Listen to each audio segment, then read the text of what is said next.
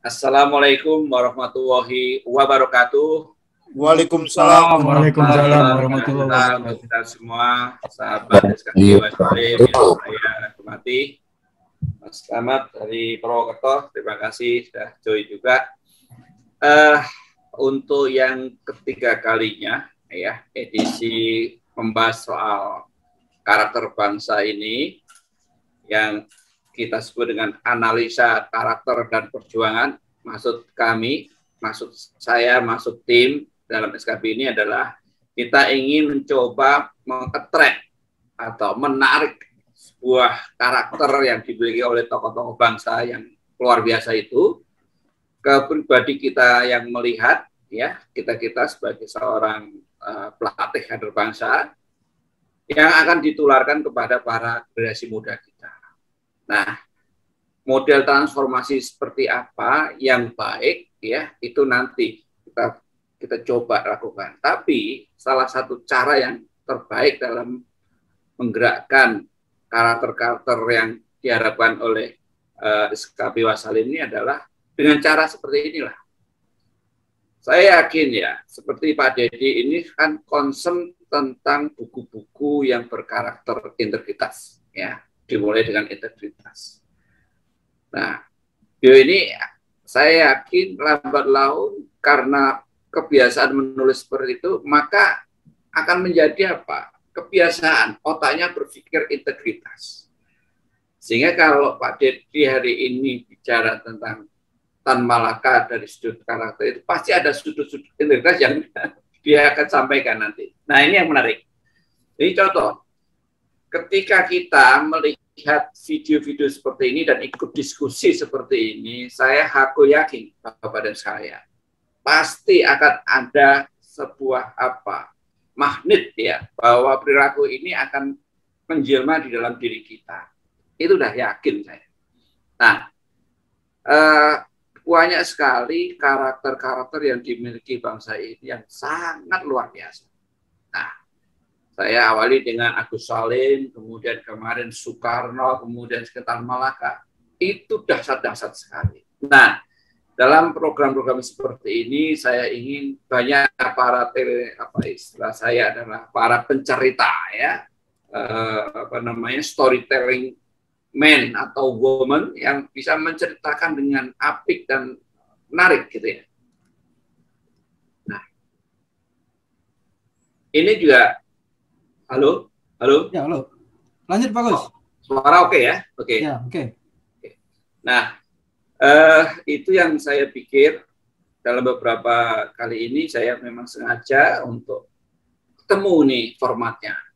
Ketika kita bicara tentang sekolah kader bangsa, yang utama kita harus berani investasi pada pemikiran-pemikiran kita, cara apa yang kita baca, apa yang kita dengar, itu adalah harus berkorelasi dengan sebuah karakter, gitu. Tanpa itu nonsen. Maka saya belum bisa menemukan bagaimana cara merubah karakter bangsa ini melalui bentuk apapun. Bahkan negara ini belum punya yang namanya ekosistem pembangunan karakter bangsa. Ya, belum punya. Dan saya yakin itu. Nah, kalau sudah nanti kita coba carikan siapa yang silakan kalau mau bicara di dalam forum ini, silakan jangan merasa punya roadmap membangun karakter bangsa. Yang ada itu parsial, ya. Yang ada parsial, ada BP7 dulu, sekarang apa namanya itu, ya? Apa namanya? BPIP. BPIP. Kalau itu mah kecil dampaknya, nggak bisa. Ada PAUD, oke, ada teman-teman yang bikin juga tentang pendidikan korupsi, semua itu limited dalam proses itu, tidak bisa dilakukan kecuali dengan serius kita bikin ekosistem. Nah, kita yang dengerin tiap minggu, tiap hari saja seperti itu masih tergoda dengan cara-cara yang dengan cara-cara yang kusuk, ya, istiqomah, istilah saya. Apalagi yang tidak pernah, Pak. Maka tadi saya pikirkan sama Bang Abu, kenapa orang takut mati? Kenapa orang takut? Karena nggak pernah belajar dan nggak pernah melatih. Ya, nanti kuncinya di sana kita lihat. Nah, inilah yang saya ingin forum ini itu menjadi bagian pendidikan kepada diri kita utama dan teman-teman yang mau sharing. Formatnya seperti apa sih membangun karakter bangsa sehingga orang itu disegani oleh negara banyak. Itu yang disegani itu orang-orang dulu, tokoh-tokoh dulu, bukan tokoh yang sekarang, gitu ya. Tokoh-tokoh yang dulu itu luar biasa, wah, internasional angkat tangan, ya. Tapi sekarang rasanya enggak lah, kan gitu ya. Rasanya itu ya so-so aja cukup lah, ya. Nah, kita memerlukan kembali kehadiran para generasi muda yang akan datang itu menjadi bagian dari pemimpin bangsa yang akan datang, dan tentunya mereka harus diinjeksi atau diracuni atau masukkan bahwa untuk menjadi pemimpin bangsa itu tidak mudah karena Anda harus memiliki proses ya yang namanya memiliki karakter berintegritas. Nah ini Bapak dan sekalian, Siap menderita. halo, Tim siap menderita. Iya betul, Harus itu. menderita. Nah, untuk itu dalam kesempatan sesi ini saya mengundang seorang inspirator sekaligus motivator dan autor. Nah ini branding beliau nih, Pak Edi Maharadi. Beliau ini menekunnya juga belum lama ya Pak, saya kira masih sekitar 10 tahun terakhir Pak ya. Ya, ya. Betul ya? Oke. Jadi itu menandakan bahwa proses transformasi seseorang itu ternyata bisa ditemukan saat beliau mau pensiun ya, atau siap-siap setelah 50. Nggak apa-apa. Jadi saya nggak alergi Pak bahwa berhubungan dengan orang-orang yang muncul muncul kesadarannya itu setelah usia tua, nggak apa-apa. Maka saya sependapat dengan beberapa pendapat Pak Dedi ya, bahwa kita tidak haruslah bahwa negara ini dipimpin oleh seorang pemuda atau seorang yang memiliki karakter muda, enggak. Kalau saya sependapat bahwa negara ini ke depan harus banyak pemimpin yang memiliki kesadaran baru tentang bagaimana hidup dengan penuh integritas, penuh totalitas dalam berprinsip ya. Ya itu tadi seperti kalau kita lihat Agus Salim, Soekarno, Tan Malaka, Hatta, itu semuanya adalah punya kekuatan batin yang luar biasa dan totalitas untuk bangsa dan negara. Nah, untuk memiliki seperti itu tidak mudah, Pak, tidak mudah. Dan saya yakin itu perlu perjuangan yang sangat dahsyat, sangat perlu yang berdarah-darah istilahnya. Yeah. Tapi nggak apa-apa. Kita perlu juga nggak usah sampai berdarah-darah, tapi kita perlu keyakinan bahwa sebuah proses untuk membangun negara ini, ya khususnya membangun bangsa ini, maksud saya, itu mulai proses yang kecil-kecil seperti ini, tapi nanti akan menjadi dampak yang besar, kan gitu. Jadi seringkali ya sudah saya sampaikan, dalam grup itu kita punya yang namanya lebih dari 130 lah gitu ya dalam grup SKB, tapi nggak bisa karena ya memang nggak menarik, nggak seksi dari awal itu ya. Nggak seksi gitu, tapi nggak apa-apa. Nah di satu sisi justru kalau kita bikin terus yang seksi-seksi gitu kan, ya artinya kita larut lah dalam pragmatisme itu. Saya nggak mau lah. Kita hidup ini kan hanya sekali gitu ya. Paling tidak, marilah kita ikut membantu pemerintah, membantu rakyat ya untuk menyelamatkan bangsa ini ke depan dengan membantu pendidikan berkarakter melalui proses apapun ya. Nah, jangan yang besar-besarin itu yang wah menarik. Tapi ini memang begitu ya Pak. Kalau channelnya namanya channel yang kaitannya dengan seperti ini yang lurus-lurus itu gak banyak. Tapi kalau kita mencoba nakal sedikit, yang jorok-jorok ya, artinya kita berseberangan politik, mau hantam sini, mau hantam, wah itu laku Pak. Ya. Itu laku. Tapi itu nggak kami lakukan, nggak harus seperti itu ya. Kesadaran bahwa ternyata yang baik itu yang tidak perlu banyak, yang baik itu hanya sedikit. Contoh, negara ini didirikan juga tidak banyak dengan ribuan orang ya, hanya dengan 10 jari, 20 jari ya, nggak sebanyak orang yang kira wah dengan ribuan, tapi pikirannya adalah dengan beberapa orang. Nah, itulah para sahabat yang saya hormati yang terkait dengan Sekolah Kader Bangsa virtual ini. Hari ini kita akan membahas tentang Tan Malaka, ya, seorang tokoh yang konon kontroversial. Saya nggak tahu kontroversialnya di mana, nanti Pak Dedi yang akan menceritakan. Dan yang kita lihat bahwa beliau ini kan seorang pemikir. Nah ini menarik Pak, seorang pemikir, seorang aktivis, seorang diplomat yang hebat, gerilyawan yang tangguh. Ya, saya ingin nanti mungkin pertanyaan-pertanyaan yang terkait dengan apa ya mereka kok bisa seperti itu, ya kan? Kok dia memilih hidup membujang, atau ya konon dia ada kaitannya dengan keluarga, tapi itu nggak jelas ya. Tapi yang jelas dalam riwayatnya yang saya baca itu, yang saya telusuri, beliau sampai akhir hayatnya tetap tidak memiliki keluarga. Tapi ini sebuah keputusan yang sangat dasar, sangat luar biasa. Yang itu pernah punya 3 pacar dia Pak dalam bukunya.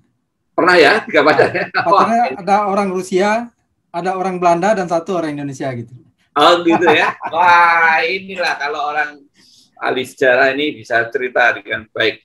Baik, saya kira itu dulu Pak Dedi, saya pengantar saya, dan mudah-mudahan apa yang Bapak sampaikan nanti bisa menjadi bahan rujukan bagaimana ke depan bangsa ini membangun perilaku kita. Demikian, saya silakan ke Pak Dedi. Monggo Pak Dedi, silakan. Ya, terima kasih. Terima kasih. Kita kasih plus Pak. Silakan Pak. Bismillahirrahmanirrahim. Assalamualaikum warahmatullahi wabarakatuh. Waalaikumsalam warahmatullahi wabarakatuh.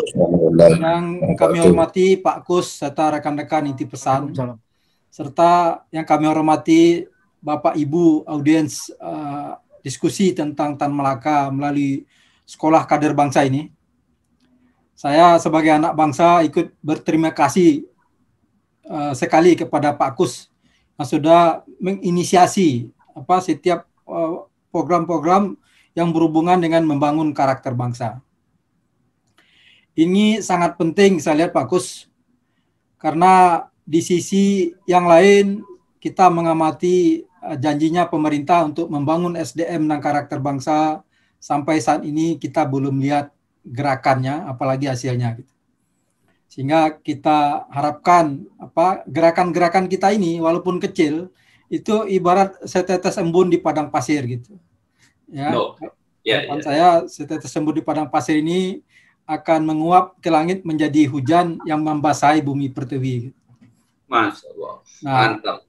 Jadi saya dari awal memang begitu Bapak tawarkan untuk mengisi jadi pematik pada acara diskusi tentang karakter pahlawan ini, memilih Tan Malaka.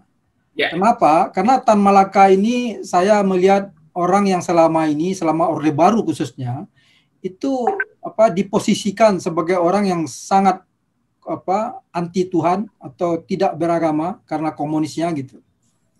Padahal kalau kita baca dan kita baca juga testimoni dari para tokoh agama yang sangat kita hormati dan sangat kita percayai seperti Buya Hamka, Tan Malaka ini adalah seorang Islamis yang sangat kuat.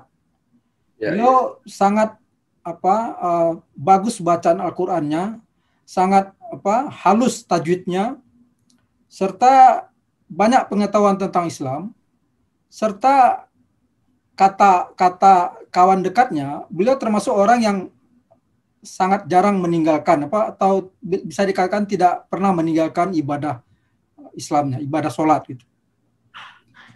Hanya saja kalau kita selama ini hanya percaya dengan sejarah yang direkayasa oleh Orde Baru, memang kita akan memposisikan beberapa orang yang sebenarnya tidak seperti itu gitu.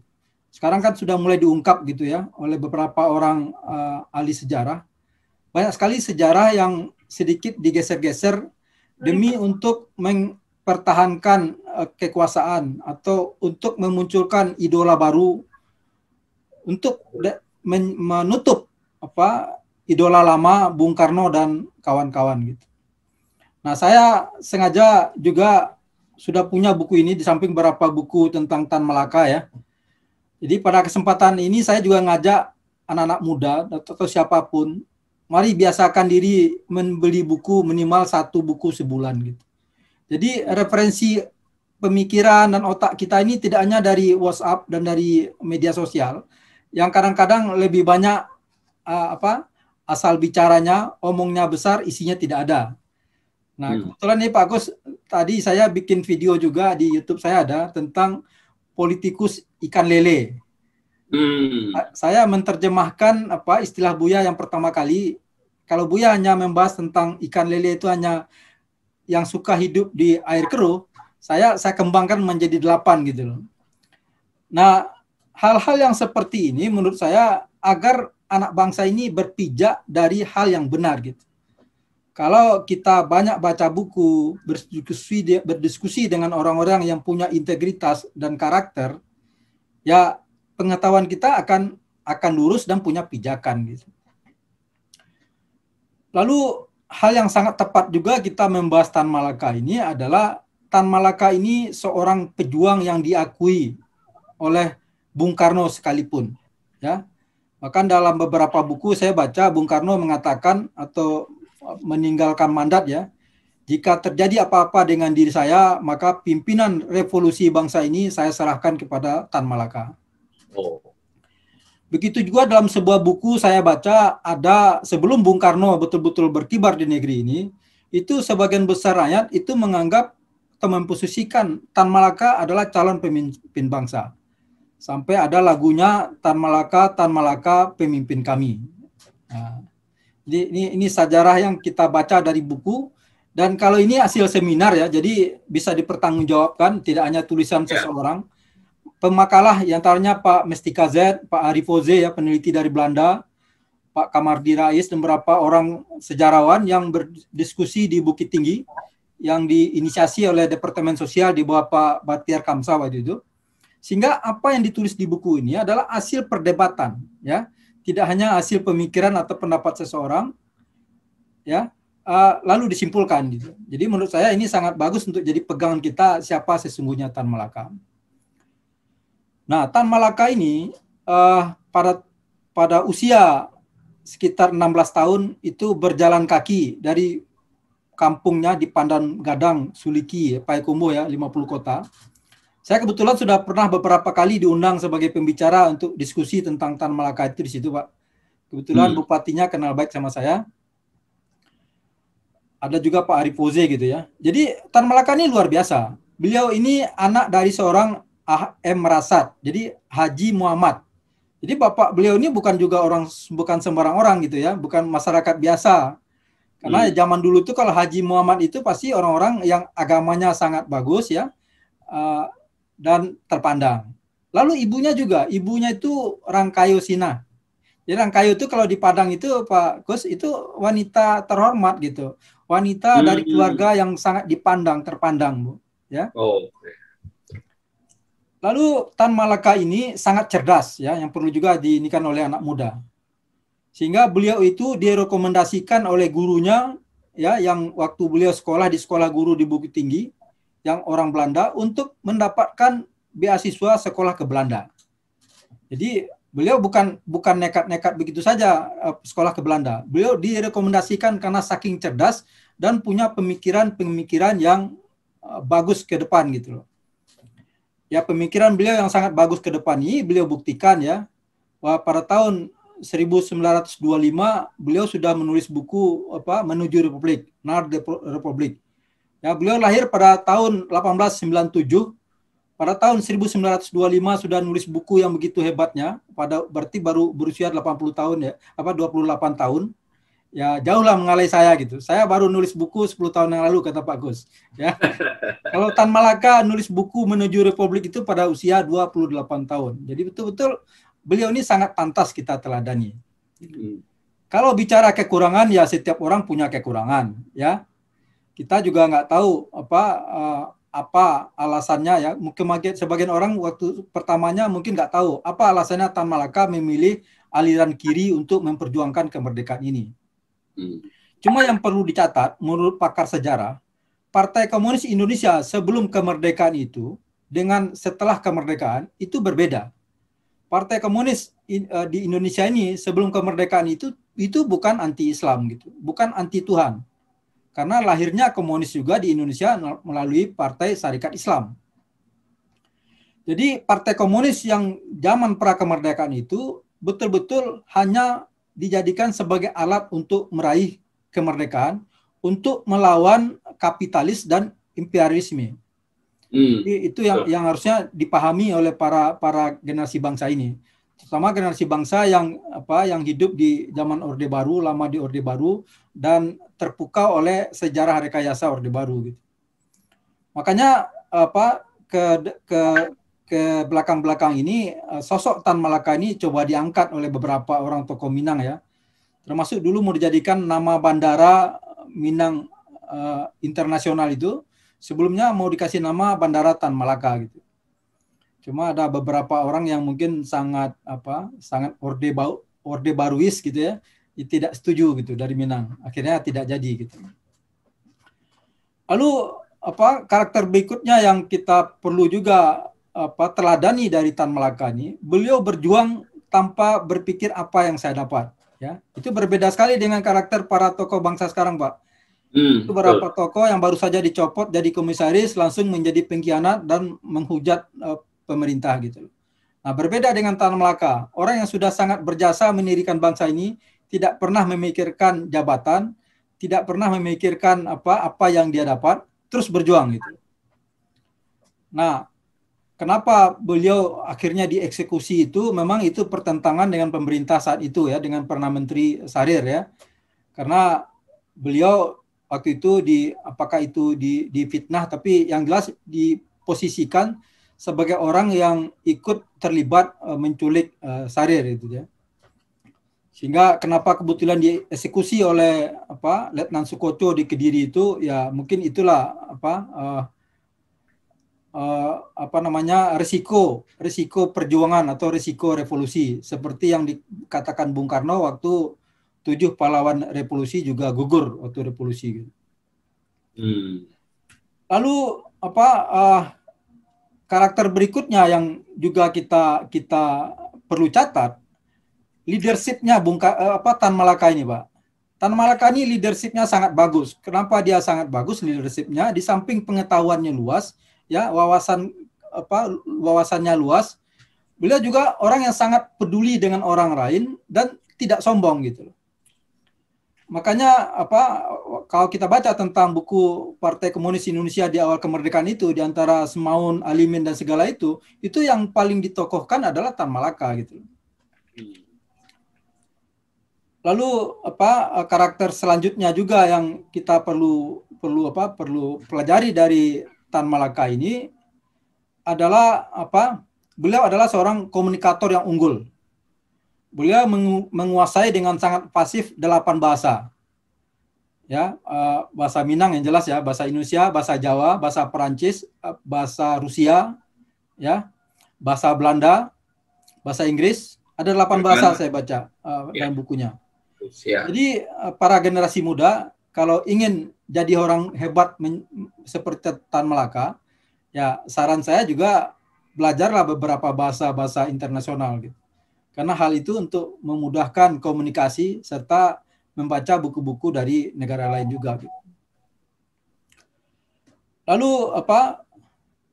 Selanjutnya yang perlu juga kita pelajari dari Tan Malaka ini sosoknya yang katanya misterius itu, Pak. Dia bisa menyamar ya, menyamar kemana-mana gitu. Dulu katanya begitu selesai pendidikan di Belanda, sekitar 6 tahun sekolah di Belanda, ya berarti berangkat umur 16, berarti umur 22, 23 itu kembali ke Indonesia. Beliau kemana-mana tuh nyamar jadi tukang pedati, Pak. Kalau Pak Kus tahu tuh pedati ya, itu yang ditarik pakai kerbau ya, beda sama bendi. Nah beliau tuh sangat gampang sekali menyamar gitu untuk menghilangkan jejak atau sehingga beliau bisa kemana-mana gitu. Dan kelebihan beliau menguasai beberapa bahasa itu membuat beliau juga diterima di mana-mana gitu kan. Bahasa Jawanya sangat halus sehingga begitu beliau ke Jawa nyelinap gitu, ya orang Jawa mengira beliau seperti orang Jawa gitu. Lalu yang terakhir ya, yang menurut saya juga sangat penting ya, Tan Malaka ini karena beliau adalah sekolah guru terus, nah beliau juga punya jiwa pendidik gitu loh. Ya, jadi kalau di Zoom-nya Pak Kus ini ditanya siapa mentornya Tan Malaka, justru terbalik, Pak. Tan Malaka ini selalu jadi mentor gitu loh.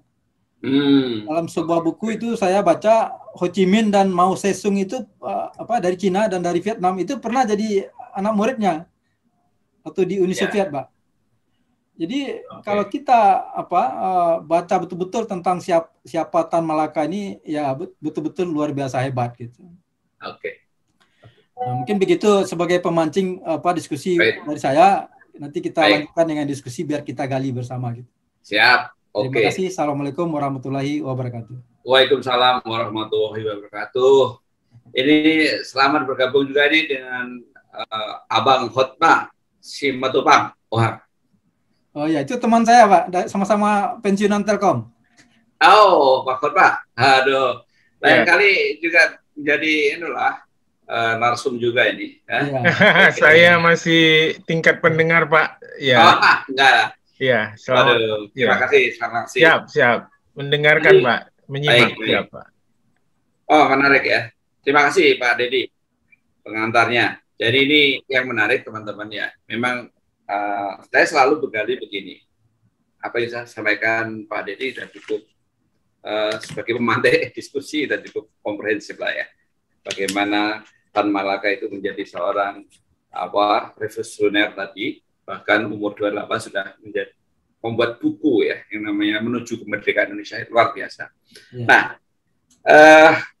beliau terkenal pemberani, ya teguh pada pendirian dan itu luar biasa menurut saya. Jadi memang tingkah lakunya itu sudah menunjukkan revolusioner. Nah, yang menjadi bahan diskusi, menjadi alat analisa saya itu begini. Kapan si Tan Malaka ini memiliki modal keberanian? Ya, artinya kalau disebutkan dalam beberapa cerita kan ini termasuk anak cerdas tapi nakal. Oh iya, tapi nakal positif, Pak. Nakal itu positif. Ya. Nah, ya artinya kalau nakal ya artinya argumentasinya kan dia nakal itu lebih dari tidak aturan lah gitu ya. Berani menentang, berani. Ya, nah, yang menarik belum ada buku yang menceritakan kenapa dia itu bisa nakal. Ya kan? Nah, ini yang saya maksud, keinginan kita ingin mencoba yang menganalisa itu karena bisa salah loh Pak, nggak apa-apa. Inilah. Dan kapan si Sultan ini dia bisa punya keinginan yang kuat ke Belanda. Ke Belandanya itu kan tadi Bapak kasihkan, dia disponsori kan. Nah, dia itu naik apa, kemudian sama siapa, kemudian rekonsiliasi apa itu nggak jelas ya. Nah ini mungkin yang saya ingin coba gali. Mungkin kalau Pak Hotma ada, Bang Abu ada, silakan Pak Idwan, Pak Slamet, ya siapa yang lihat ada. Ini yang kita inginkan. Nah, bangunan karakter ini yang perlu kita diskusikan. Kan seorang Tan Malaka ini tadi dia revolusioner itu karena ada proses. Pak ya, kalau Bapak tadi revolusioner ini karena dia ternyata kalau anak kecil 6 tahun kan belum tahu revolusioner kan. Oke, berarti usia-usia mengenal politik setelah usia 16 tahun. Oke deh, berarti. Nah itu tadi Bapak betul. Ketika orang itu ingin menjadi seorang revolusioner, harus banyak ilmunya. Ya kan? Nah, banyak ilmunya ternyata karena membaca. Nah itu betul rekomendasinya. Nah ternyata Tan Malaka itu tidak sejak kecil dia punya revolusioner, ada berproses. Ya kan? Dan kecil, tapi berproses nanti setelah umur berapa, 16 tahun dia sekolah, cita-cita menjadi guru ya, tapi ternyata dia nggak di situ, dia ingin meneruskan di sana, dan ternyata di sana belajar kan banyak. Ya, itu tadi Pak Deddy sudah mengatakan, belajar banyak sehingga dia tidak pernah memikirkan dirinya sendiri. Pokoknya Indonesia merdeka, kan gitu ya. Ini. Nah nanti kita akan diskusikan juga soal kenapa dia milih jalur Partai Komunis menjadi jalur perjuangan dia kan gitu ya. Yeah. Itu juga menarik. Gitu. Saya kira perlu banyak alasan ya. Ya karena saat itu kan ya mungkin belum, bahasa saya itu belum clear kan, belum merdeka, belum ada Indonesia. Ya, jadi, kita kan dijajah, Pak. Betul, dijajah kan, berarti dia Belanda kan, berarti belum ada Indonesia, masih dijajah hingga. Dan waktu si Tan Malaka itu lihat buku-buku, tertarik ya dia sama, kok bagus nih sosialis komunis, Karl Marx dan segala. Itu mungkin saat itu ya, saat belajar. Tapi yang saya ingin kita coba sama-sama lakukan, keberaniannya, kenakalannya, ini prosesnya dari mana ya? Karena tanpa dia nakal, dia nggak bisa menjadi manusia sehebat itu. Karena dalam kepalanya hanya perjuangan, gitu kan. Tapi basicnya ada keberanian tadi, keberaniannya karena sikapnya itu, ya kan. Nah ini menurut Pak Deddy, di mana dia? Atau siapa yang bisa menjawab, nanti silakan. Inilah maksud saya diskusinya. Di mana beliaunya ini dapat proses kenakalannya itu di mana? Ya kan? Karena gini, dia itu pintar ngaji, bahkan ada mengatakan dia itu orang alim lah. Ya, orang alim loh Pak. Itu Buya Hamka yang mengatakan, Pak. Hah? Itu Buya Hamka yang mengatakan. Gitu kan? Nah, bahkan ada yang mengatakan dia hafal Al-Quran juga kan? Ya. Nah ini yang menarik. Jadi apa sih yang menginfluence sampai Tan Malaka itu punya jiwa seperti itu, berani, kayaknya tidak ada yang ditakuti kecuali Tuhan, gitu kan, revolusioner, terus gerak, gitu. Nah, itu yang ingin kita diskusikan. Tentunya nanti ada banyak hal yang menarik yang ingin juga kita diskusikan. Kira-kira itu Pak Deddy. Nah, sebelum Pak Deddy menjawab, Bang Abu apa nih yang ingin disampaikan? Silakan Bang. Bismillahirrahmanirrahim. Assalamualaikum warahmatullahi wabarakatuh. Saya ingin komentar dan sekaligus menjawab beberapa yang Anda sampaikan. Setelah itu saya minta feedback kembali dari beliau. Oke. Siap. Yang saya sampaikan. Apakah saya ada waktu untuk menyampaikan itu? Siap. Silakan Pak. Bisa. Siap. Bismillahirrahmanirrahim. Tanpa panjang lebar, saya menyampaikan hormat kepada Abang yang menyampaikan materi. Seandainya Abu Ali pada saat itu ada dekat beliau, saya pengen jadi muridnya, Pak. Nah, alhamdulillah. Itu seandainya, Pak, kan? Nah, saya mulai dari menanggapi Bapak, setelah itu nanti saya minta tolong feedbacknya, Pak, ya. Ya.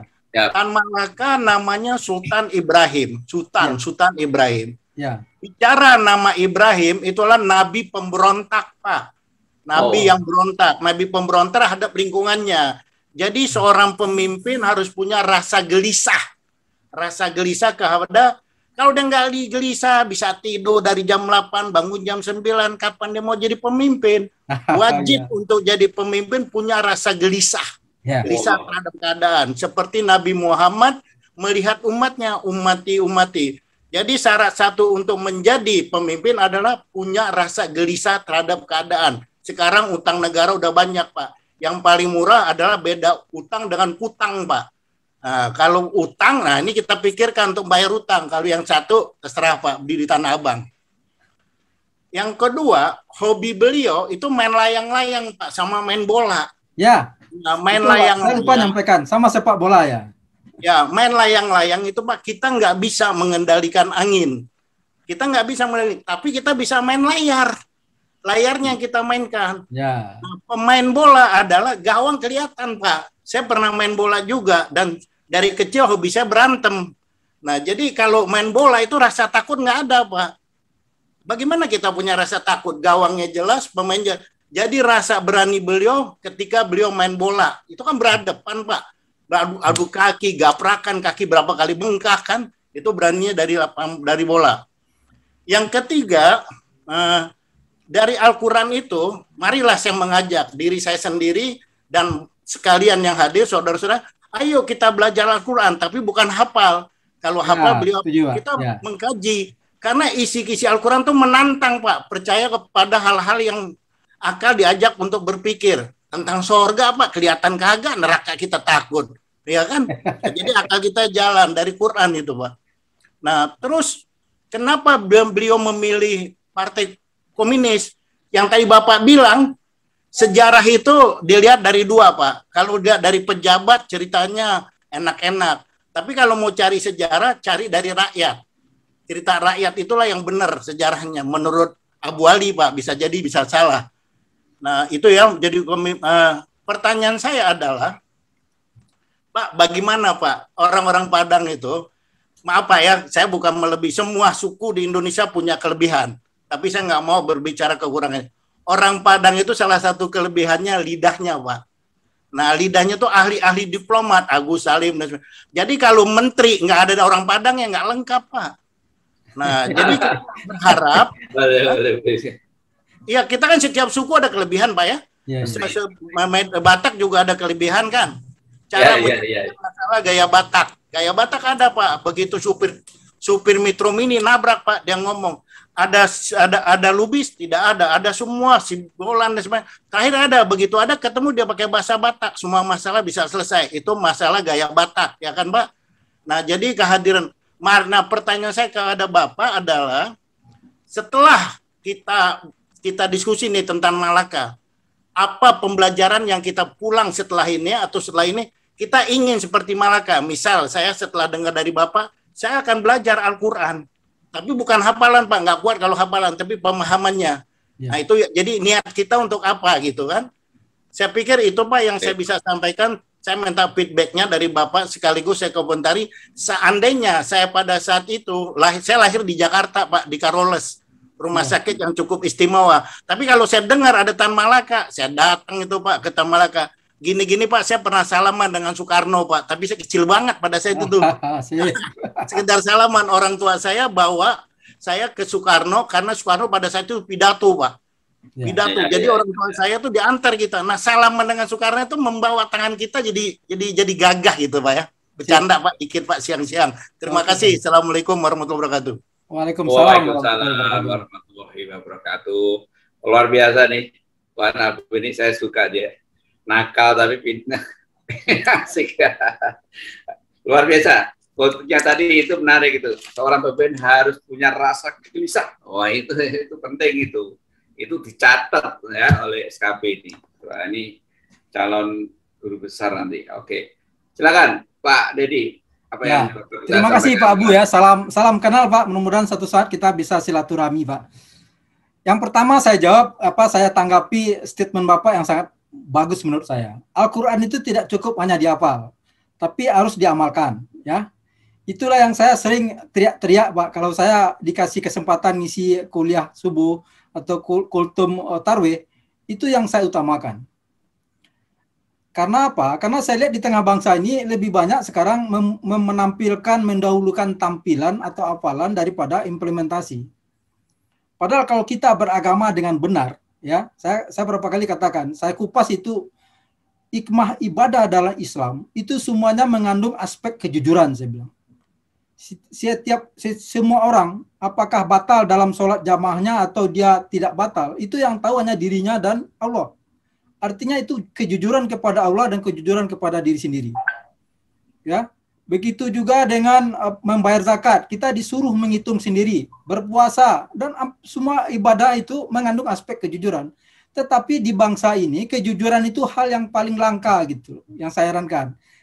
Orang yang sedang naik haji juga ada juga sedang korupsinya gitu. Atau orang yang sedang habis dari masjid lalu berbuat jahat. Artinya hikmah ibadah dan pelajaran Al-Quran itu tidak dibawa selama kehidupan, hanya dibawa mungkin pada saat di masjid saja gitu. Ini saya yang pertama, Pak. Saya sangat setuju, Pak. Mari kita ajak anak bangsa ini, umat ini terutama, ya marilah kita gunakan hikmah ibadah itu dalam keseharian kita. Kalau perlu sampai tidur gitu. Kalau bisa mimpi kita juga mimpi bagaimana menjadi orang yang baik gitu. Lalu tentang permainan, saya sangat suka, Pak. Permainannya beliau itu adalah layang-layang dan sepak bola. Nah, ada di YouTube saya, Pak, filosofi tentang layang-layang dan tentang permainan sepak bola. Filosofi yang paling bagus dari layang-layang itu, Pak. Layang-layang itu kalau dia dipakai atau dimainkan, dia bisa terbang sangat tinggi, Pak, dan sangat jauh. Tetapi kalau nggak dimainkan, dia taruhnya di lantai, Pak, atau paling jauh digantung di dinding rumah gitu. Nah, itulah kenapa yang menginspirasi seorang Tan Malaka selalu berpikir menurut saya. Dia suka main layang-layang gitu. Nah, lalu filosofi berikutnya dari layang-layang, main layang-layang itu rasa bahagia kita bukan pada saat layang-layang kita tinggi, Pak, tapi pada saat putus lalu berhasil kita ambil kembali. Nah, itu yang membuat jiwa Tan Malaka orang yang berjiwa tanpa pamrih. Ya, dia tidak pernah menuntut jabatan dan apapun dari Bung Karno. Walaupun dia sangat, ya menurut saya sangat pengorbanannya untuk bangsa ini sangat tinggi. Nah, lalu tentang kepemimpinannya dan nakal tadi itu menurut Pak Kus, ya, saya kebetulan sudah datang ke kampung beliau sendiri ya, berdiskusi dengan orang-orang tua di sana. Beliau ini bagaimana tidak hebat, tidak muncul jiwa kepemimpinannya, Pak. Beliau tamat sekolah guru itu umur 16 tahun itu sudah diangkat menjadi datuk, ya. Datuk Sultan Malaka. Datuk itu di Minang itu bukan sembarang orang, Pak. Ya, datuk itu orang-orang pilihan yang antara katanya dengan perbuatannya harus sama. Ya, tidak boleh misalnya hal yang kecil melihara anjing tidak boleh atau hal kecil lainnya gitu, Pak. Jadi betul-betul orang-orang yang betul-betul berbeda dengan umat biasanya. Sehingga kenapa dia sudah punya jiwa kepemimpinan? Ya karena memang dari kecilnya sudah dipercaya oleh kaumnya. Makanya begitu dia berangkat ke Belanda itu tuh semua para tokoh-tokoh kampung itu iuran, Pak, untuk memberi sangu kepada beliau. Lalu keberaniannya, kata orang kampung itu, konon waktu itu beliau hanya jalan kaki ke Teluk Bayur, Pak. Dari Suliki itu ke Teluk Bayur itu jaraknya sekitar 200 km. Pada zaman itu berjalan kaki. Jadi ya memang bukan orang sembarang orang ini, orang besar gitu loh. Ya 200. Zaman itu kata orang kampung belum ada kendaraan. Yang jalan kaki siapa? Tan Malaka. Pada usia 16 tahun itu untuk berangkat ke Belanda kan berangkatnya dari pelabuhan Teluk Bayur naik kapal, Pak. Iya. Itu beliau berjalan kaki gitu loh. Karena waktu itu kan memang nggak seperti sekarang kan, ada pesawat, ada kendaraan macam-macam kan. Lalu yang perlu juga kita inikan dari Tan Malaka ini, ya, waktu tamat sekolah itu beliau ditawarkan dua sebenarnya sama para nenek mamaknya, para tokoh adatnya, mendapat gelar datuk serta tunangan gitu loh. Jadi kenapa dia tidak kawin-kawin ini saya juga curiga, mungkin patah hati juga, Pak. Tapi beliau tidak sedikit pun terpikirkan untuk menerima pinangan ini, Pak. Beliau hanya fokus nerima datuknya diterima lalu berangkat sekolah gitu. Ya artinya kalau ada orang-orang yang ya suka sekarang sedikit-sedikit ke wanita gitu, ya itu jauh dari Tan Malaka gitu. Beliau betul-betul ingin menjadi orang hebat dulu baru memikirkan kepentingan yang seperti itu. Mungkin itu jawaban saya. Kalau ada yang kurang mungkin kalau saya lupa mungkin jawabnya bisa silahkan diinginkan Pak Abu. Terima kasih Pak Abu. Yang terakhir tadi Pak. Ya. Ini Pak Abu ya, saya bantu jawab, bukan bantu jawab, diskusi yang namanya diskusi ya. Tadi kan ini yang paling penting justru pertanyaan Pak Abu tadi, pembelajaran apa yang bisa kita dapatkan dari Tan Malaka, betul nggak? Ya. ya kan? Ini penting. Jadi kalau melihat Tan Malaka ini kan pertama dia tokoh pahlawan lah. Jelas dia sudah ada resmi pahlawan nasional, betul kan? Oh ya, tahun 1963 Bung Karno sudah mengeluarkan surat keputusan mengangkat Tan Malaka jadi pahlawan nasional. Nah, paling tidak tadi kan pembelajaran apa itu jadi pahlawan lah. Gitu. Yeah. Ya kan, anak muda bagaimana bisa menjadi pahlawan untuk bangsanya, itu luar biasa. Yeah. Maka inilah yang pertama, kalau hanya jadi orang kaya banyak, kan? Orang udah yang ngasih mau 2 triliun juga banyak kan di kemarin di Palembang. Artinya orang yang bikin isu-isu mudah, ya kan? Dan kalau kita mau tenar gampang, asal berani. Sekarang ini Pak Abu kalau berani melenceng dikit itu tenar.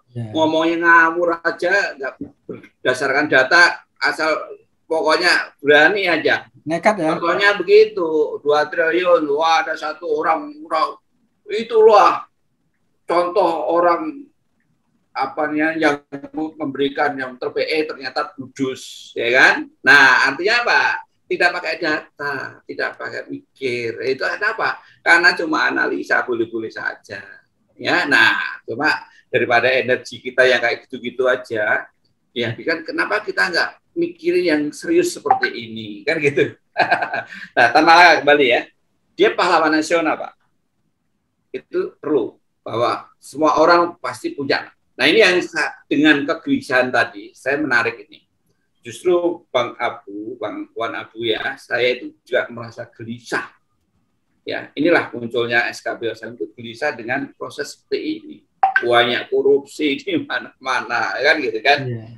Dan itu ternyata Tan Malaka waktu dia memutuskan untuk jadi guru itu ya karena kegelisahan waktu itu bahwa pendidikan di Indonesia ini nggak adil ya. Wah, terus dia pengen orang Indonesia masih banyak yang kurang gitu ya. Maka dia di situ. Dan dia bilang ini yang menarik, mendidik anak-anak Indonesia adalah pekerjaan yang tersuci dan paling penting. Masya Allah. Apa yang kita lakukan ya, apa yang kita coba lakukan mendidik anak-anak itu ternyata tersuci dan penting. Itu pikiran Tan Malaka waktu usia masih 16 tahun ya. Biasa itu. Nah, yang perlu dipelajari lagi gini Pak, yang penting. Tadi pahlawan jelas ya, cita-cita. Yang perlu dipelajari dari Tan Malaka adalah proses menjadi seorang penggerak, aktivis jempolan. Nah itu dia disegani oleh lawan dan kawan. Nah ini kalau nanti anak-anak muda yang punya anak, bapak-bapak yang punya anak yang ingin membangun anaknya menjadi seorang penggerak atau seorang aktivis, tirulah apa yang dilakukan oleh Tan Malaka. Dalam tanda petik, tiru proses bagaimana dia menjadi itu, ya kan? Bagaimana dia belajar di Belanda, akhirnya banyak buku yang dibaca, mulai dari Karl Marx, Carl Friedman, Friedrich Engels, dan macam-macam, termasuk sosialis, komunis, dia baca, isinya terodak-aduk gitu. Dan disitulah muncul dia sebagai seorang penggerak. Kalau dia tanpa buku, mungkin tidak ada cita-cita itu. Ya, nah ini yang terakhir, karakter-karakternya tadi yang saya pikir, kok berani ya anak sosial itu berani menjadi orang yang beda dengan anak-anak lainnya, kemudian dan tadi memutuskan untuk tidak menikah, memiliki hidup sendiri demi kemerdekaan. Jadi cita-cita merdeka Indonesia ini kuat sekali. Nah, saya bayangin ya Bapak dan sekalian, misalnya teman-teman SKP, contoh pada situasi hari ini nih Pak Wan Abu, ya teman-teman yang hadir. Contoh hari ini, bagaimana semua rakyat, pemimpin, ya, pemimpin dari mulai presiden sampai rakyat kecil berupaya untuk menghindar atau menghilangkan yang namanya COVID-19. Betul nggak? Perang tadi kita. Perang total. Ya ada orang-orang yang nggak jelas yang akan mengatakan tidak perlu dilakukan seperti itu. Tapi luar biasa ini. Kalau ibarat sepak bola itu tadi football total, betul nggak? Dari mulai kebijakannya, dari mulai pemerintahnya, masyarakatnya sudah ikut semua, kita juga ikut semua. Nah, saya bayangkan kenapa revolusi mental yang kita coba kembangkan itu seperti sekarang ini. Magnitudenya itu seperti sekarang ini. Semua orang fokus ke gerakan anti korupsi. Semua orang berpikir integritas. Nonsen, Pak, terjadi. Pasti itu jawabannya kan. Kenapa? Ya itu tadi. Karena nggak beruang. Ngomongnya karakter, nggak ada ekonominya, nggak menarik. Kan gitu. Tapi saya punya keinginan, ya aduh, gimana ya negara ini supaya bisa seperti saat kita mengatasi pandemi. Sama kan? Mengatasi mental masyarakat yang sudah terpuruk seperti ini, sehingga tiap hari kita dapat informasi di media adanya yang ketangkep karena korupsi, karena penyimpangan. Ini kan perlu revolusioner. Nah, itu yang saya harapkan juga menjadi momentum yang seperti ini. Ya, itu juga bisa dicari dari karakter-karakter si para pendahulu kita. Kenapa mereka memiliki itu? Kalau Tan Malaka tidak memiliki karakter yang seperti itu, tidak akan dikenang oleh seluruh masyarakat Indonesia tentang jasa-jasa. Betul nggak? Pasti deh. Tentang pemakamannya jadi menjadi isu. Wah, tentang pro kontranya menjadi situ. Ya, kalau kita siapa? Yang meninggal tahun-tahun 49 itu kan buahnya ya, Pak ya. Tahun 50 buahnya, Pak. Orang kaya juga buahnya yang meninggal saat itu. Tapi yang kenapa ya hanya Tan Malaka yang terukir dalam sejarah. Kan gitu. Ini contohnya. Oke, ada lagi yang mungkin bisa mau ditanyakan ke Pak Dedi, silakan, atau yang mau sharing untuk informasi terkait dengan ini. Monggo, silakan. Izin Pak Edwan. Oh ya, Pak Iwan. Aduh, silakan. Terima kasih Pak Kus. Tadi Pak Dedi mengatakan sebelum merdeka Tan Malaka aktif di Partai Komunis untuk menghalau penjajah, gitu Pak ya. Kalau saya nggak salah dengar gitu, ya Pak ya. Ya, memang prinsip komunis yang sependek sepengetahuan saya memang mereka ideologinya memang berhadapan dengan kapitalis, dalam hal ini orang Eropa, itu Belanda, Inggris dan sebagainya. Jadi prinsip belakang, Pak ya. Ya, bertolak belakang. Jadi dimanapun dia berada selalu seperti itu. Itu yang pertama. Yang kedua, pada awal-awal kemerdekaan memang rakyat Indonesia juga contoh. Pak Karno dilulukan. Tapi begitu dia berkolaborasi dengan tokoh-tokoh komunis, dia ya terperosok, istilah saya sih, terperosok untuk bermesraan dengan komunis. Sehingga tokoh semacam yang disegani pun Buya Hamka sempat dipenjara oleh Soekarno itu. Nah, Tan Malaka ini kira-kira seperti apa?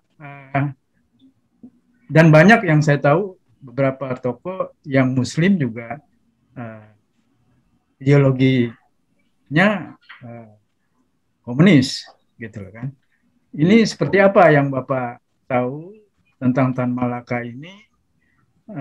Pada era sampai di mana dia ini komunis, apa memang dari awal dia aktif di Partai Komunis atau di teman-teman yang sosialis komunis, sehingga generasi muda ini tahu persis. Kalau saya sih sebagai generasi muda, usia saya baru 62 tahun, jadi generasi muda. Jadi melihat Pak Karno itu justru di akhir-akhir pemerintahannya yang terlalu mesra dengan komunis, sehingga hal-hal yang baik tahun awal kemerdekaan jadi dilupakan orang gitu. Nah, mengenai tidak nikah, Bung Hatta juga tidak mau nikah sebelum negara ini merdeka. Jadi tokoh Minang juga Bung Hatta itu, ya, jadi dia juga mengatakan saya tidak akan nikah sebelum Indonesia merdeka. Terima kasih. Assalamualaikum warahmatullahi wabarakatuh. Wah, luar biasa ya kalau gitu ya, orang-orang dulu sampai kehidupannya betul-betul yang pribadi itu tidak tidak menjadi pilihan utama ya, rakyat itu menjadi. Waduh, rindu nggak ya kita punya seperti itu, Pak? Saya bayangin ya, bagaimana kalau di negara ini ada orang-orang muncul kembali gitu ya. Kalau sekarang Pak berkuasa mungkin banyak Pak simpenannya. Oh, simpenannya. Mungkin banyak. Saya bayangin dulu kalau Wan Abu jadi pemimpin negara ini gitu kan, tahu-tahu pokoknya rumahnya ternyata cuma 100 meter persegi gitu, ya paling luasnya itu cuma 500 persegi gitu kan, pakai celana pendek, kemudian ke pasar, kemudian ke sawah gitu. Waduh, dulu kan presiden loh, waduh, terus hebat loh. Orang lebih memilih seperti itu atau dia memilih begini, wah dia pantesan dulu presiden, pantesan ya punya aja, dia kaya raya. Ya kan? Ini kan ada pilihan ini Pak Idwan ya, pilihan bahwa dia setelah menjabat dan rakyat mengatakan pantesanlah dia mantan presiden, maka dia punya sesuatu, punya ratusan mobil, ratusan rumah gitu kan, tanah berhektar-hektar gitu kan. Tapi ada juga kalau pilihan seperti ini kayak Tan Malaka, pilihan seperti Agus Salim ya, ternyata dia nggak punya apa-apa. Padahal dulu dia presiden loh, tapi sekarang dia nggak punya apa-apa. Nah, menarik yang mana kan gitu? Tidak punya apa-apa tapi meninggalkan apa-apa, Pak. Sorry, komentar sedikit. Sorry aja. Dia punya nama. Dia punya legasi, Pak. Iya, betul, punya nama, betul. Punya warisan. Punya warisan. Warisannya nama kan? Nama baik. Nama baik, ya itu. Mungkin jadi, saya jawab Pak Gus pertanyaannya Pak Abu tadi ya. Siap, Pak Idwan. Pak Idwan ya.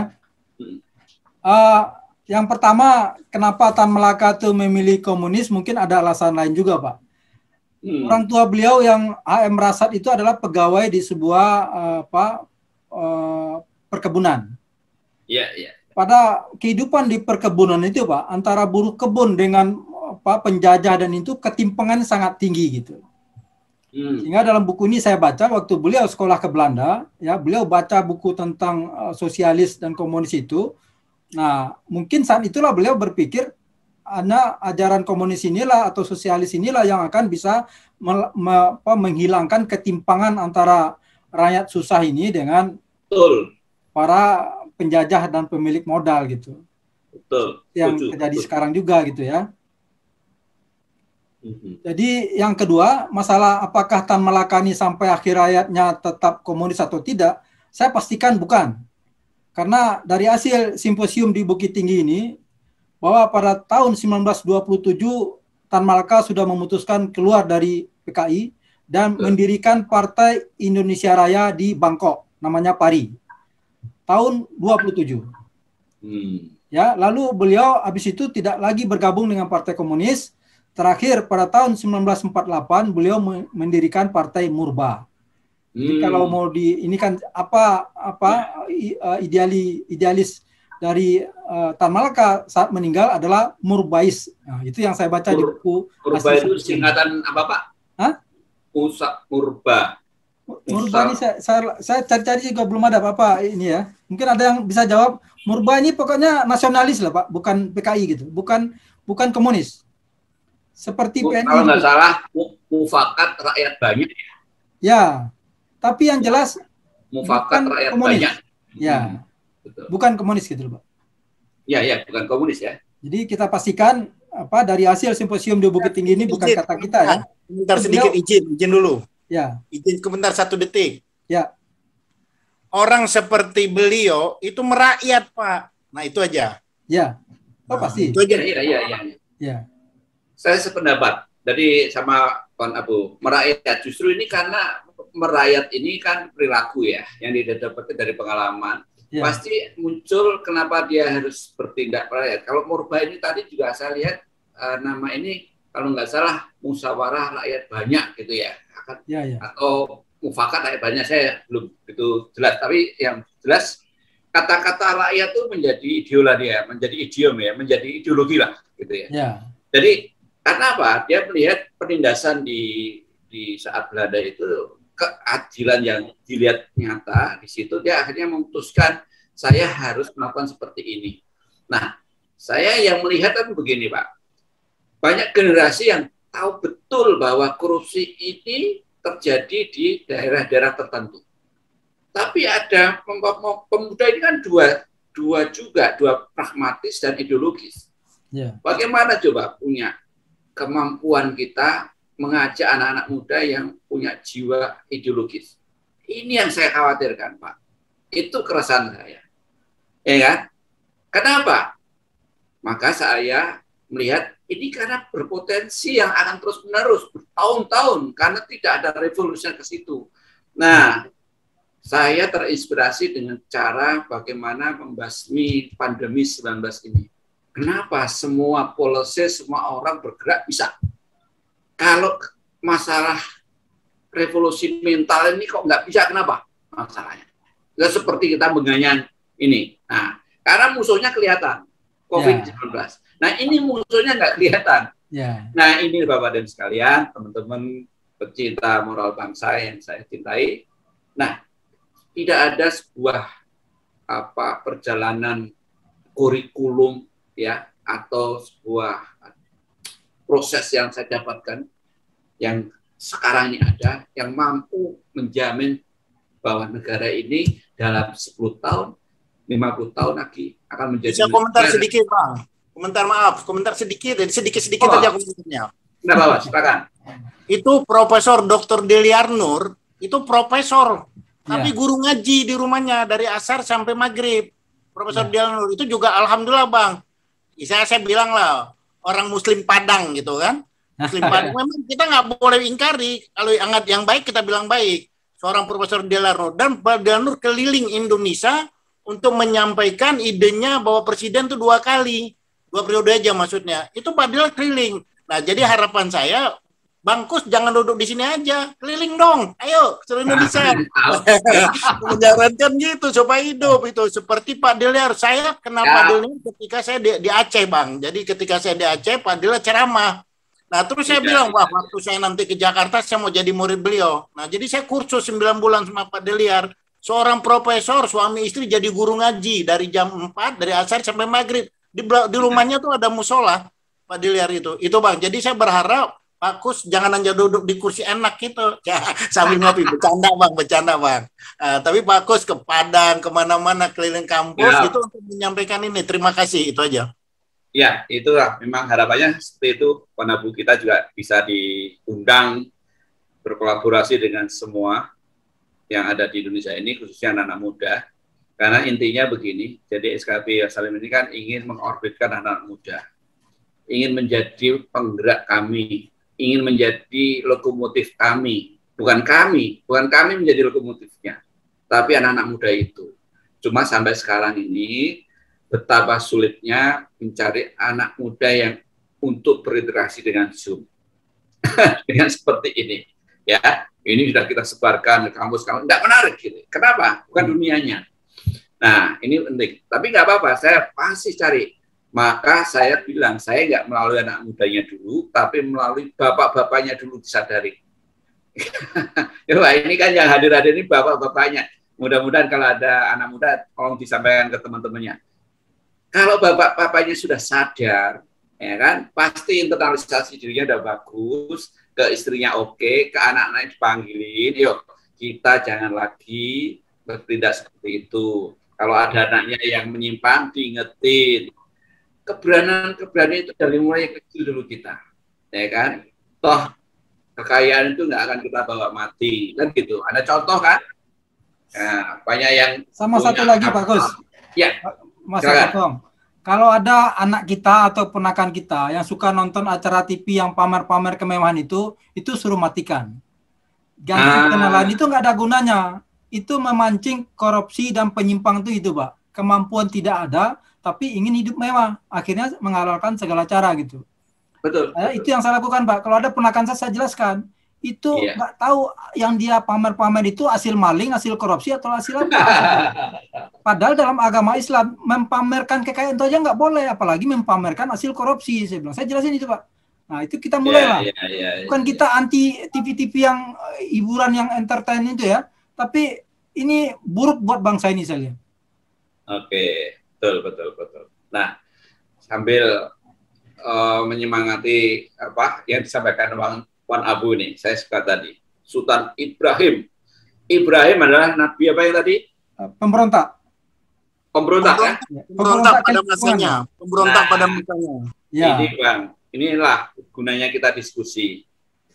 Ternyata nama itu membawa berkah, membawa doa, betul nggak? Ya.